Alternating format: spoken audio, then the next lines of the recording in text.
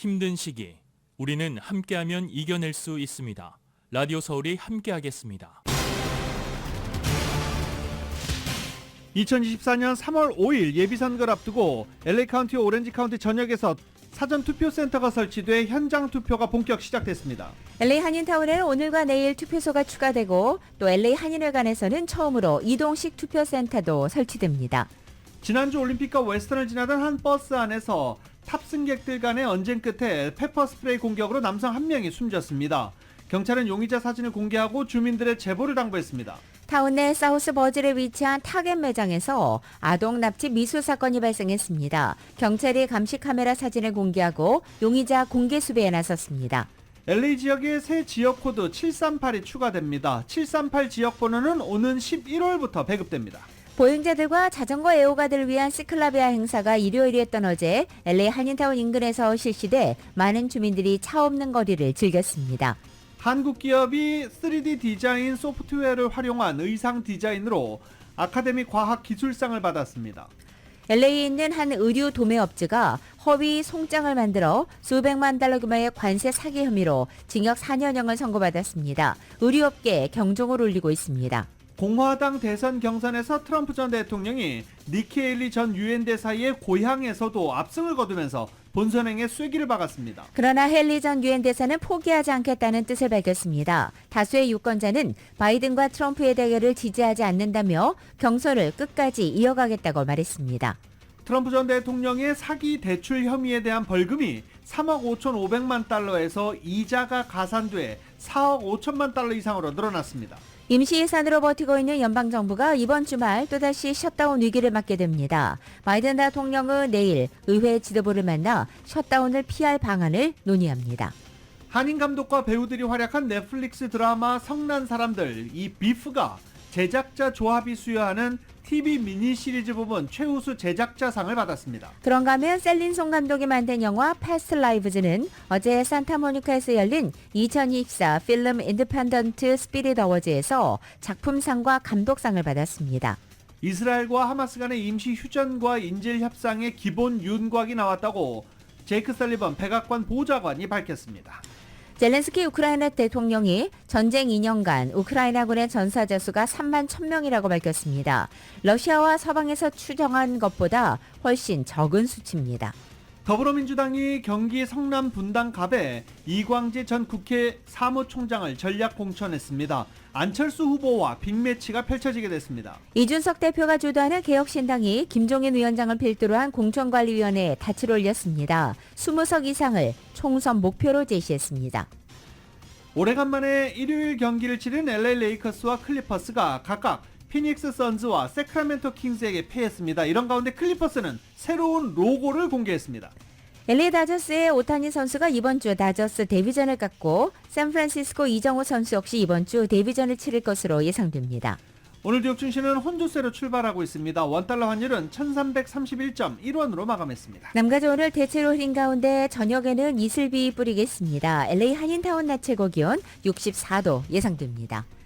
이 시간 주요 뉴스는 하늘 위 호텔 세계 최대 항공기 아시아나항공 A380에서 차별화된 서비스를 만나보세요. 고국까지 편안하고 안전하게 모시는 아시아나항공 제공입니다. 여러분 안녕하십니까? 김윤정입니다. 안녕하십니까? 유지승입니다. 2024년 2월 26일 월요일 라디오 설모닝 뉴스 2부입니다. 아우 또 비야? 네. 오늘 또 비 온다고 그럽니다. 네. 운전하실 때 반드시 참고하시기 바랍니다. 남가주 일대 오늘 약한 폭풍 전선이 상륙해서 소나기 내릴 가능성이 있다라고 하는데 소나기 치고는 조금 시간이 길어요. LA와 오렌지 카운티에 오늘 비 내릴 확률 30%입니다. 국립기상청은 이번 비가 내일 새벽까지 이어질 가능성이 있다라고도 예보한 상태입니다. 이번 비는 대기의 강, 이 구름띠와는 연관이 없고 이에 따라 지난 폭풍과 같이 많은 양의 비가 내리진 않을 것이라고 국립기상청은 설명했습니다. 비가 적게 내릴 때 더 위험하죠. 이렇게 도로에 얇은 막이 형성됐을 때 더 위험합니다. 비가 적게 내릴 때 그러는데 이럴 때 운전자들 미끄러운 도로에 주의해야 된다라고 국립기상청은 친절하게 설명했습니다. 이번 비는 대체로 0.25인치 미만의 강우량을 보일 것으로 보이고 푸틸과 산악 지역은 최고 0.5인치의 강우량을 보일 것으로 관측됐습니다. 또 7,000피트 이상 혹은 6,000피트 이상 고도 지역에는 눈이 내릴 가능성도 있습니다. 비와 눈 내리는 가운데 기온도 지난 주말보다 떨어져서 대체로 이번 주 내내 60도대 낮 최고 기온을 보일 것으로 전망되고 있습니다. 밤 최저 기온은 40도에서 50도대로 뚝 떨어진다고 합니다. 혹시 내복 정리하셨던 분들 다시 꺼내야 되겠습니다. 이번 주 비슷한 기온 분포를 보이는 가운데 이번 주말에 또 비 소식이 있습니다. 산타하라에서 부모와 함께 차량에 타고 있던 아이가 총에 맞는 부상을 입었습니다. 산타하라 경찰은 어제 저녁 8시쯤 메인스트리트과 15가 인근에서 아동 한 명이 총에 맞았다는 신고를 받고 출동했고 경찰은 아이가 차량 뒷좌석에 앉아 있다가 총에 맞은 것이라고 설명했습니다. 경찰은 피해자가 여자아이라고 밝혔고 나이는 공개하지 않았지만 일부 언론은 2살 배기 여아라고 보도하고 있습니다. 사건 직후 피해 아동의 부모는 직접 병원으로 운전해 옮겨갔고 중태에 빠졌던 아이는 다행히 수술을 받고 지금은 안정적 상태를 보이는 것으로 알려지고 있습니다. 이번 총격 사건의 구체적인 정황과 배경은 파악되지 않았습니다. 경찰은 부모가 자녀의 총상 사건과는 연관이 없다고만 밝혔습니다. 또 한인타운 내에 이 타겟 매장이 있죠. 타겟 매장 안에서 어제 4살짜리 남자아이가 납치당할 뻔한 사건이 발생했습니다. LAPD에 따르면 어제 낮 12시 40분 사우스 620 사우스 버질 애비뉴에 위치한 타겟 매장에서 납치 미수 사건이 발생했습니다. 경찰은 이 타겟 매장 안에서 한 여성이 4살짜리 남자아이를 뒤에서 강제로 붙잡아 아무런 동의 없이 매장 밖으로 끌고 나갔다고 밝혔습니다. 이후 이 여성은 아이의 부모가 나타나자 아이를 내려놓고 걸어서 도주했다고 경찰은 설명했습니다. 용 여성은 40세 정도로 추정되는 흑인 여성으로 약 5피트 5인치 키에 150파운드 몸무게이며 범행 당시 검은색 셔츠에 갈색 자켓, 청바지를 입고 검은색과 흰색이 섞인 신발을 신고 있었던 것으로 지금 알려지고 있습니다. 경찰은 용의 여성 사진을 공개하고 용의자에 대한 정보를 알고 있다면 반드시 제보해 줄 것을 당부했습니다. 용의자 사진을 어디서 확인하지? 궁금하실 수도 있죠. 네. LAPD 소셜 네트워크, 페이스북이나 트위터 등의 용의자 사진이 올라와 있습니다. 참고하시기 바랍니다. LA에 있는 한 의류 도매 업주가 허위 송장을 만들어서 수백만 달러 규모의 관세 사기 혐의로 실형을 선고받았습니다. LA 카운티 파라마운트에 본사를 둔 가쌈이라는 회사를 설립해 운영했던 모하메드 다우드 가쌈이 지난 23일 열린 재판에서 연방교도소 징역 4년형을 선고받았습니다. 가쌈은 지난 2011년 7월부터 2021년 2월까지 이중 송장을 만들어서 수입 의류의 가치를 3,200만 달러 이상 낮게 평가해 보고하는 수법으로 약 640만 달러의 관세를 납부하지 않은 혐의로 기소된 것입니다. 자, 이제 선거가 시작됐습니다. 3월 5일이 선거 당일인데 사전투표소가 지난 주말부터 운영이 되기 시작했습니다. 대통령 그리고 연방의원과 각 지방정부 선출직을 뽑기 위한 2024 예비선거 3월 5일을 앞두고 한인타운을 포함한 LA 카운티, 오렌지 카운티 전역에서 투표센터가 설치돼 현장 사전투표 본격적으로 시작됐습니다. 지난 주말에 오픈한 사전투표센터는 삼가와 옥스포드에 있는 앤더스먼거 패밀리 YMCA 센터 그리고 올림픽과 그래머시 플레이스 코너에 위치한 중앙 루터교회 이렇게 사전투표센터가 문을 열었습니다.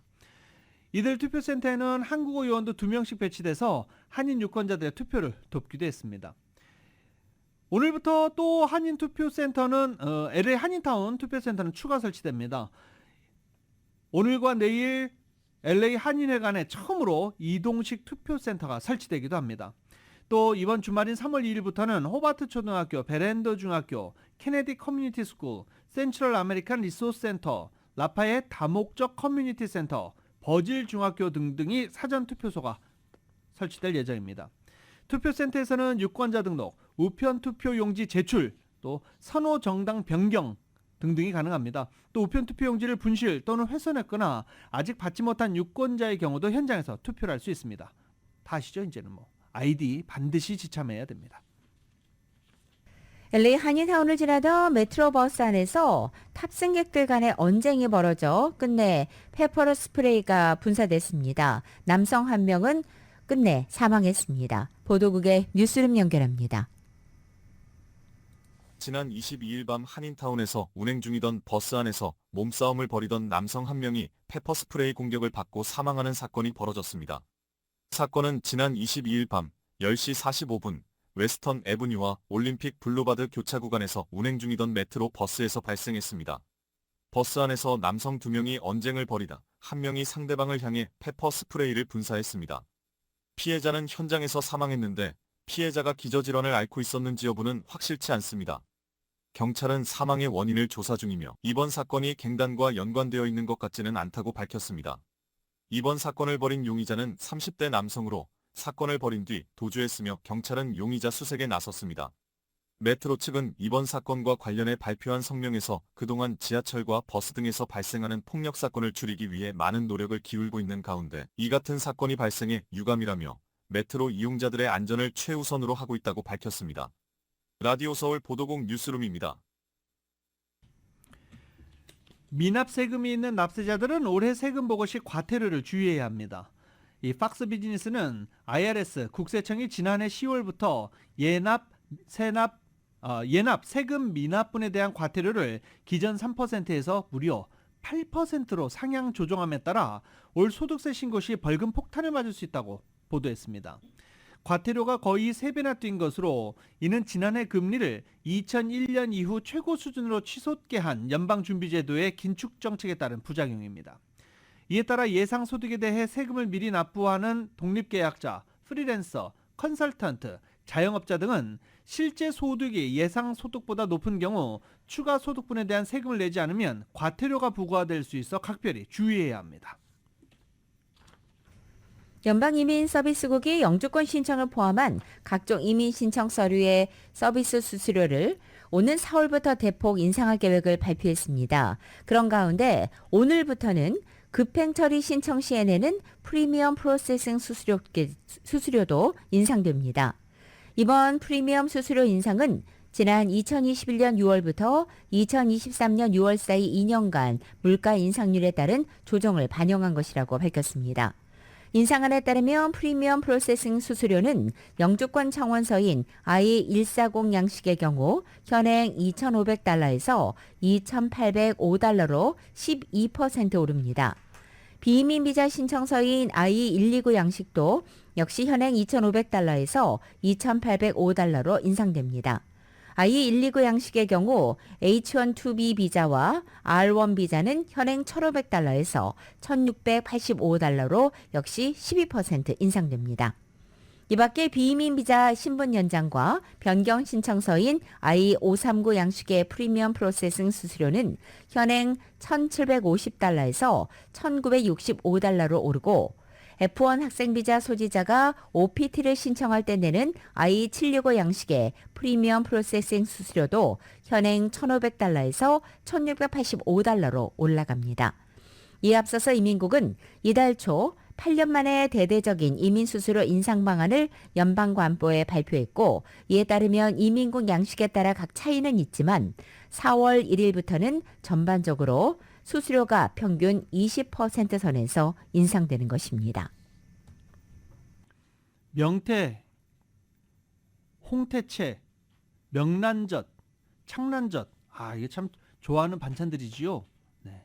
한인분들도 밥에 물 말아서 명란젓 쫙 올려서 먹으면 끝이야, 이렇게 말씀하시는 분들도 많습니다. 창란젓도 마찬가지죠.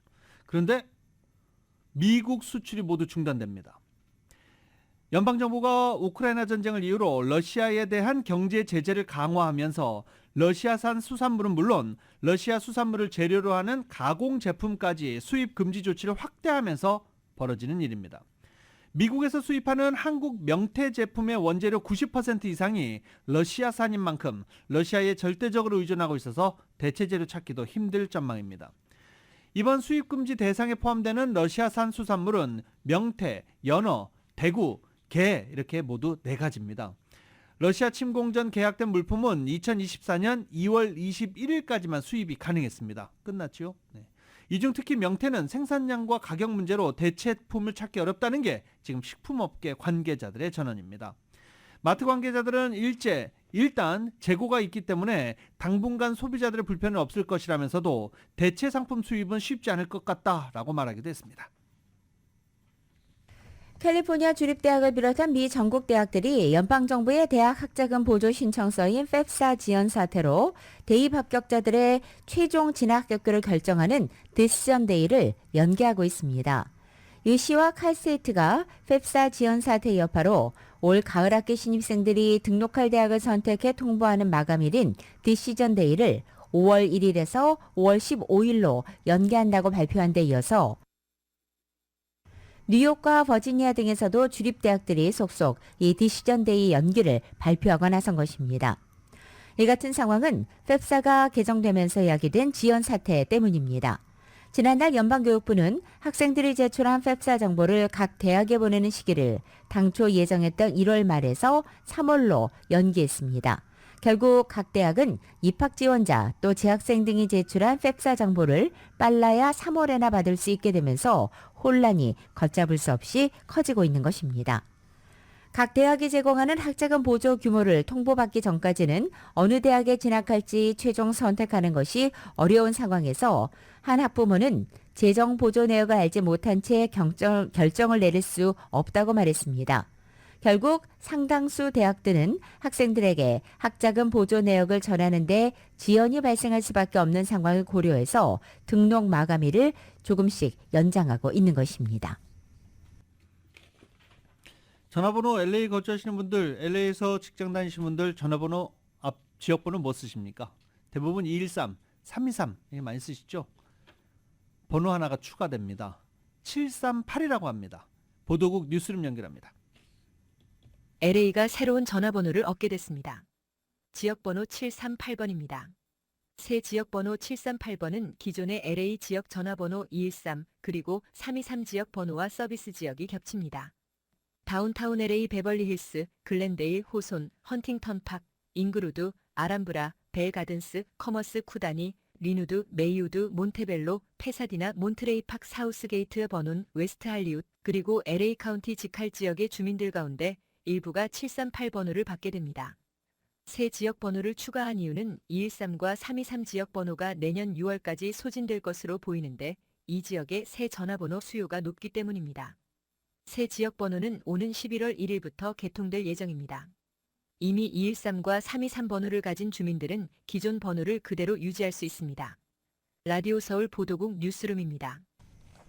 한국계 감독과 배우들이 활약한 넷플릭스 드라마 성난 사람들 비프가 미국 제작자 조합 PGA가 수여하는 TV 미니시리즈 부문의 최우수 제작자 상을 받았습니다.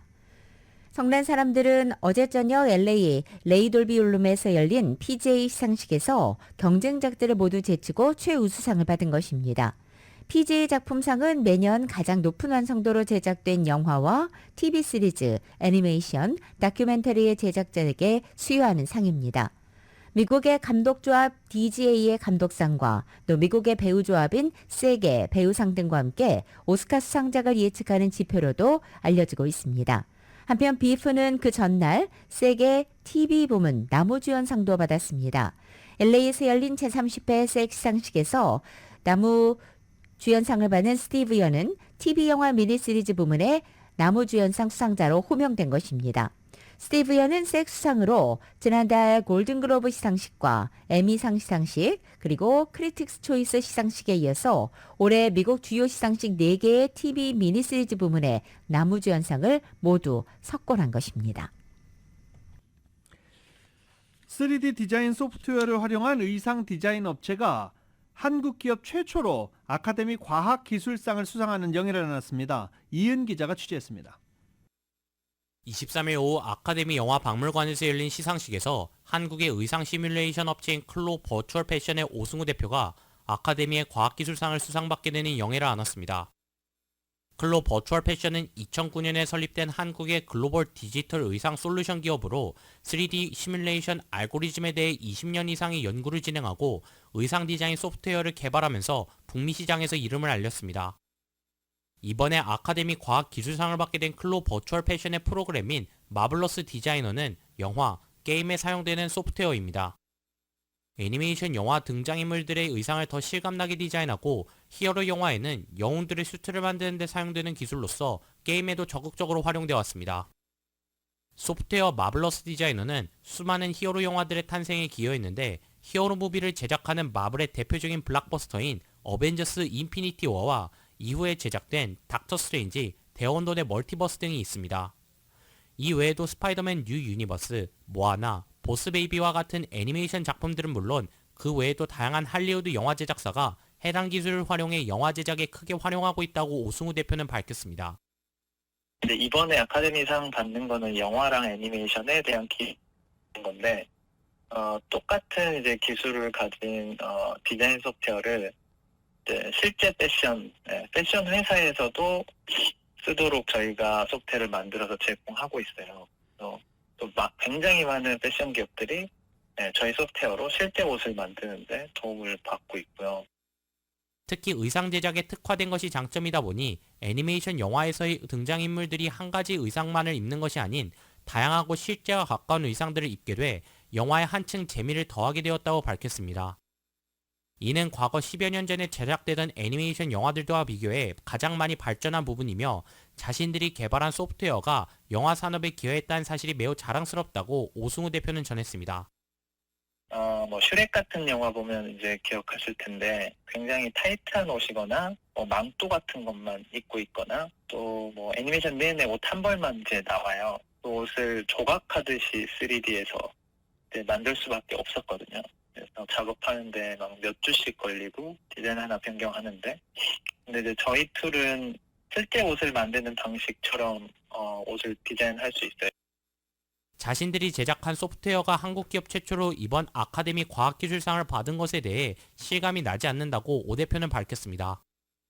또 아카데미 과학기술상 수상이 가능했던 것은 함께 마블러스 디자이너를 개발한 팀이라며 함께 늘 소프트웨어의 업데이트와 발전에 힘쓰고 있다고 합니다.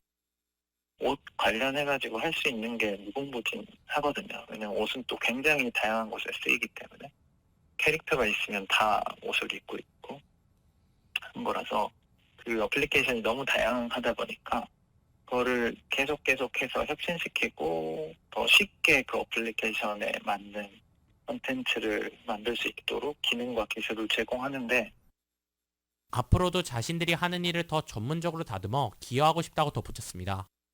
라디오설 뉴스 이은입니다.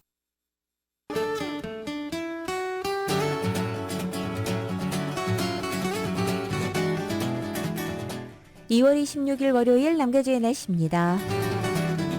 벌써 2월의 마지막 주간을 시작합니다. 오늘 남가주 지역 대체로 흐리고 해가 진 이후에는 곳곳에 이슬비 내리겠습니다. 오늘 낮 기온은 지난 주말보다 뚝 떨어져서 평균 기온을 밑돌기 시작하겠습니다. 화요일인 내일은 아침 한때 흐리다 오후에는 맑아지고 이번 주 금요일까지는 당분간 이와 비슷한 날씨 패턴이 반복되겠습니다. 그리고 금요일 저녁부터 남가주 저녁에는 또 한 차례 비가 시작됩니다. 이번 비는 주말인 토요일과 일요일까지 계속될 전망입니다. 비가 내리면서 낮 기온 60도 내외까지 더 떨어져 보다 쌀쌀한 꽃샘추위 찾아오겠습니다.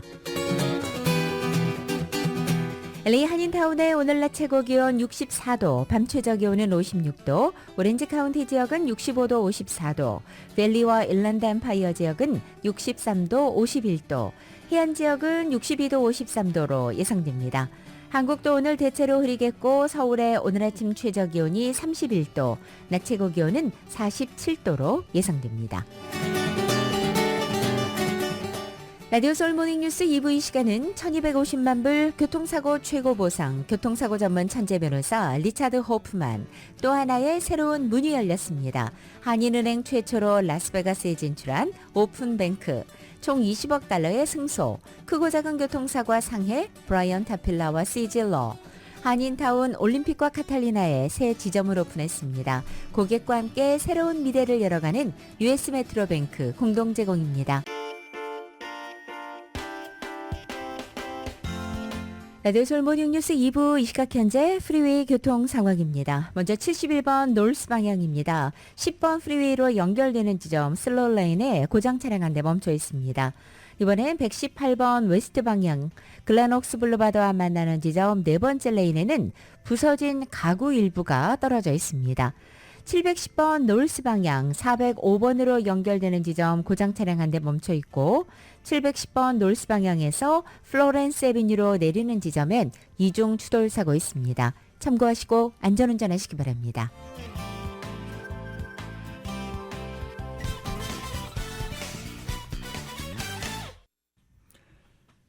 대선 경선에서 트럼프 전 대통령이 경쟁자 헤일리 전 유엔 대사 고향 사우스캐롤라이나에서도 압승을 거두면서 본선행에 쐐기를 박았습니다. 지난 주말이었죠. 사법 리스크와 잇따른 막말 논란에도 공화당 표심은 흔들리지 않고 있습니다. YTN입니다. 니키 헤일리가 두 번이나 주지사를 지낸 사우스캐롤라이나에서도 트럼프는 20%포인트 차이로 압승을 거뒀습니다. 본선행에 쐐기를 박은 트럼프는 더 이상의 경쟁이 무의미하다는 듯 헤일리를 언급조차 하지 않았습니다. And I just want to say that I have never seen the Republican Party so unified as it is right now. Never been like this. 미국 언론은 트럼프의 사법 리스크가 대선 가도에 거의 영향을 미치지 못하는 데 주목했습니다.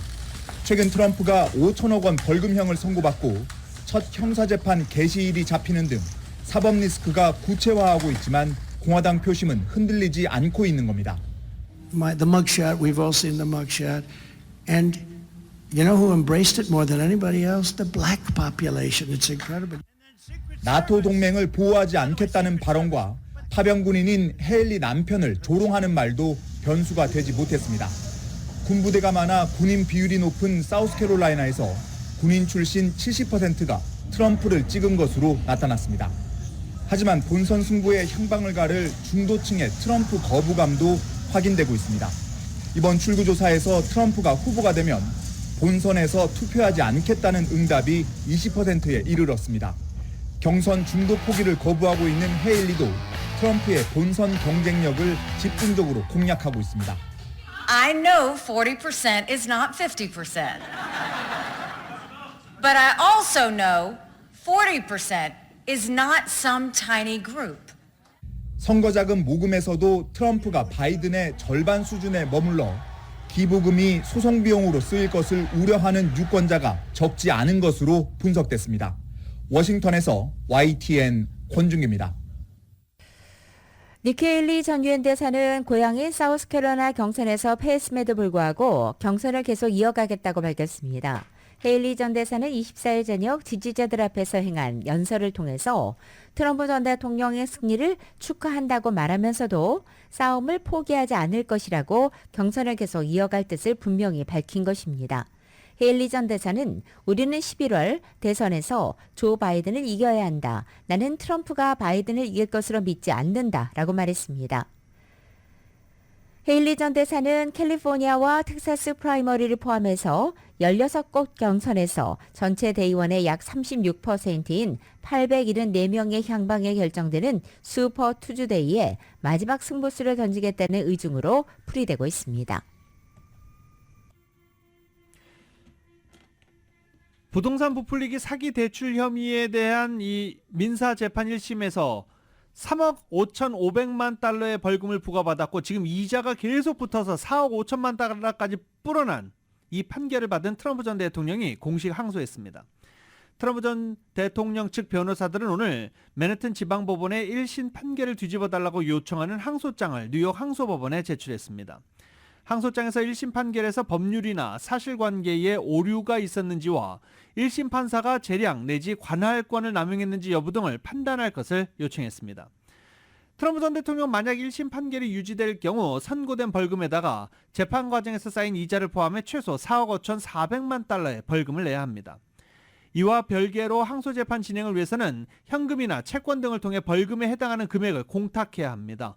트럼프 전 대통령 측은 이를 위해서 공탁에 필요한 채권을 발행하는 보증회사들과 현재 협상 중인 것으로 알려졌습니다. 트럼프 전 대통령은 이 재판 외에도 2020년 대선 뒤집기 시도 혐의 등에 따른 형사재판도 앞두고 있습니다. 또 패션 칼럼니스트 진 캐럴에게 명예훼손 위자료로 8,330만 달러를 지급하라는 판결을 받기도 했습니다. 이런 법률 비용에 정치자금 기부금 등이 상당히 사용되면서 트럼프 전 대통령의 선거 자금도 경색되고 있습니다.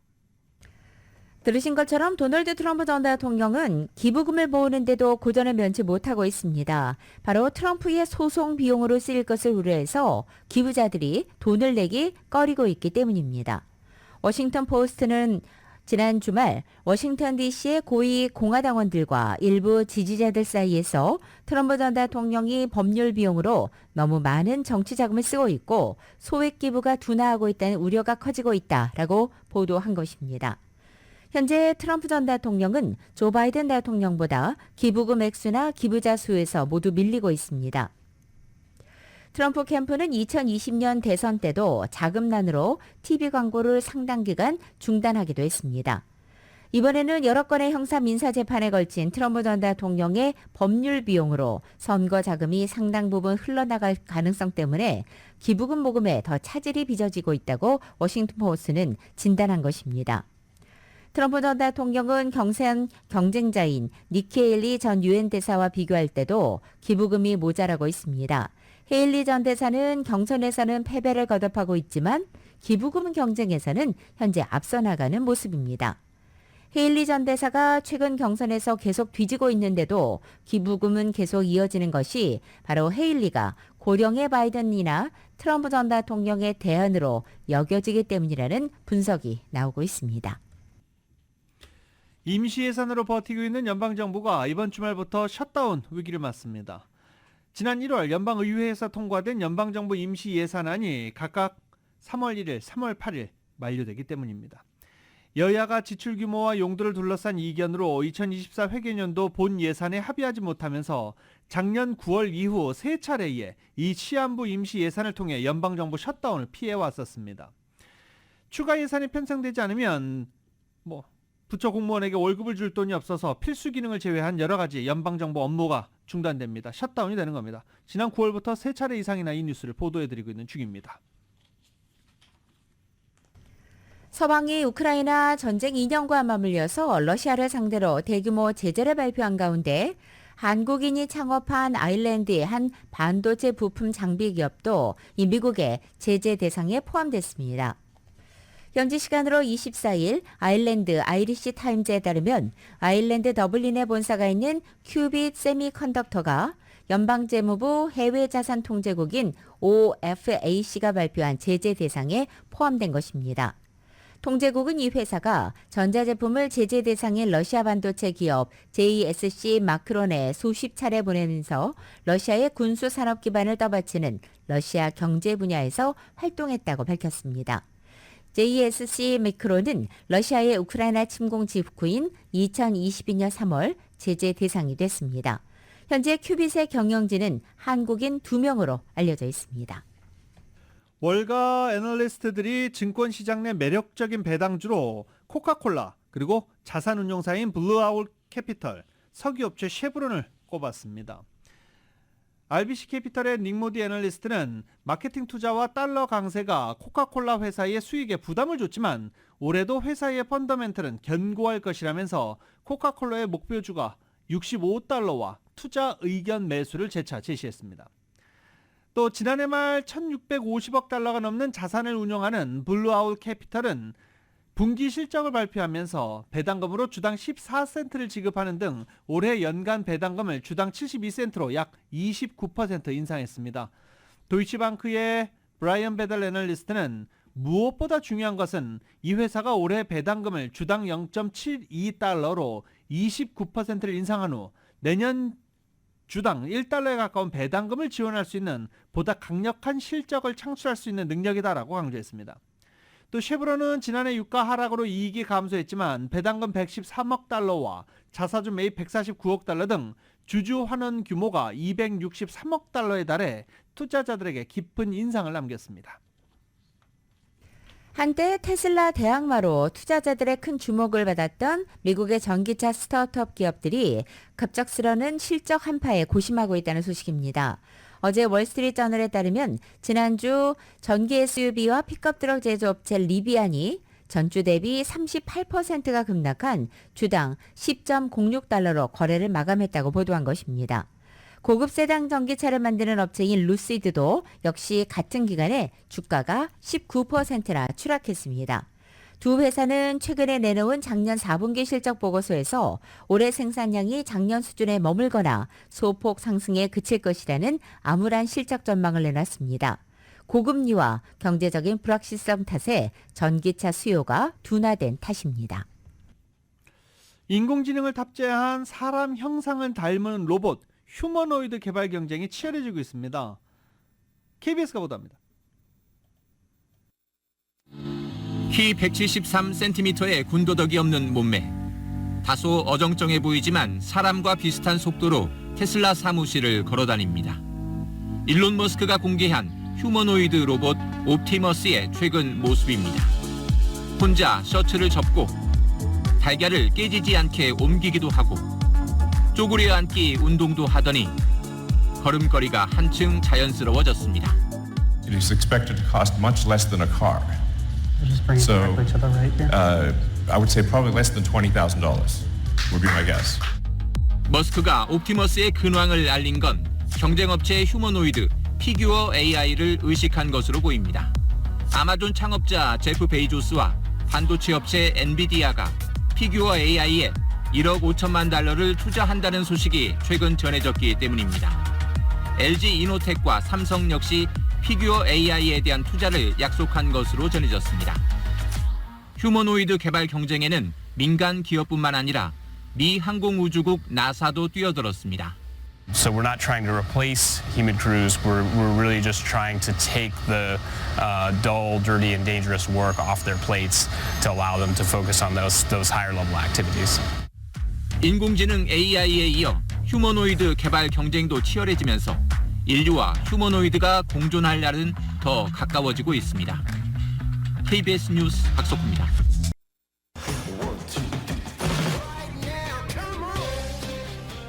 라디오솔 모닝뉴스 스포츠 소식입니다. 스포츠 소식은 전문가가 추천하는 이민법과 가정법 전문 재인정 종합법률사무소 제공입니다.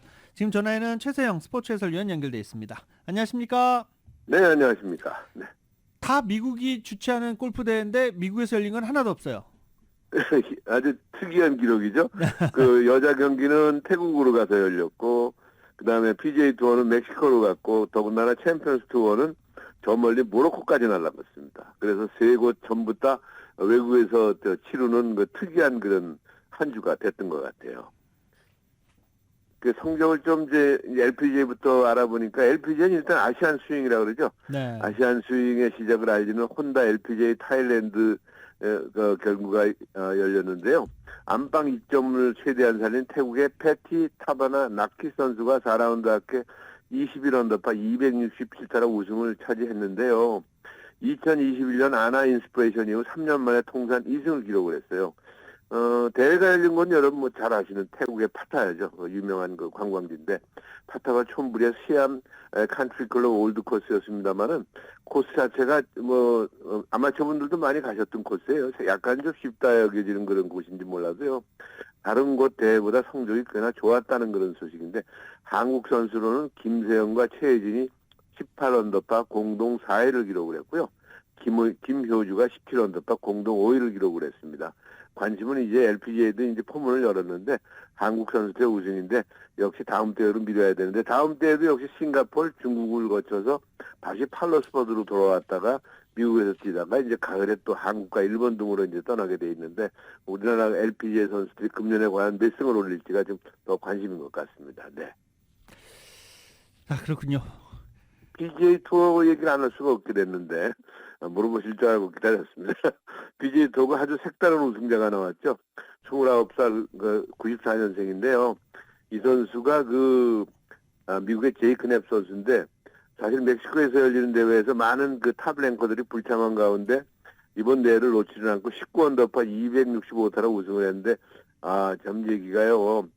낮에는 골프를 하고 밤에는 나이트클럽 경비원으로 일하면서 두 가지 그 일을 하면서 골프로서의 꿈을 결국은 이뤘다 이런 특이한 그리고 특히 얼마 전에 돌아간 그 외할아버지가 그렇게 지원을 해줬다고 그래요. 그래서 이제 정말로 150만 불을 거머쥐면서 금년도에 이제 좋은 경기에 나갈 수 있는 그런 기회를 얻었다 하는 그런 아주 특이한 선수라고 볼 수 있고 뭐 여러 가지 그 특이한 것이 있습니다만 그건 그 기회 되면 나중에 말씀을 드리고 그 전에 이제 PGA 들어오기 전에 캐나다 투어에서 뛰긴 했어요. 우승 기록 3번은 있는데 캐나다 투어에서 상금액이 워낙 작아서 투어를 뛰기에는 돈이 부족해서 밤에는 경비원으로 뛰었다 하는 이야기가 아주 재밌는 화제가 되고 있고 한국 선수로는 재미동포 김찬 선수가 공동 8위로 PGA 첫 탑 10에 들어가면서 역시 우승의 꿈을 키워가기 시작했다는 얘기고 챔피언스 투어에는 백전노장 양용훈이 모로코입니다. 모로코